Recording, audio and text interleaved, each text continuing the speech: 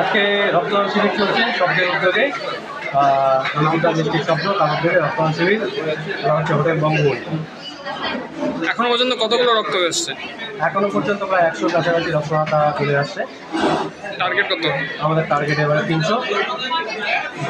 আচ্ছা, এই কি মানে এই যে রক্তদান কর্মসূচিটা এই মুহূর্তে দেখা যাচ্ছে যে আমাদের শহরের যে হসপিটাল রয়েছে, জেলা হসপিটাল বা বীরপাড়া হসপিটাল, সেখানে রক্তের প্রচুর পরিমাণে ক্রাইসিস দেখা দিয়েছে। কি এই রক্তদানের মাধ্যমে কি বলতে যাবেন?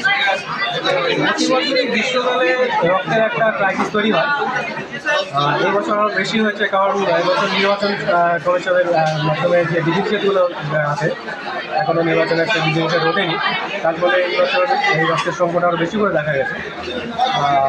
সেটা সারা রাজ্যেই আছে, তাহলে আমাদের আলিপুরদুয়ার রাজশাহীতেও সেই সমস্যা দেখা গেছে।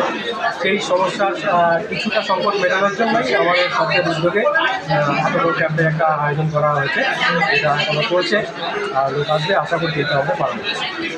আপনার নাম? গৌতম দাস, সম্পাদক, আলিপুরদুয়ার ডিস্ট্রিক্ট।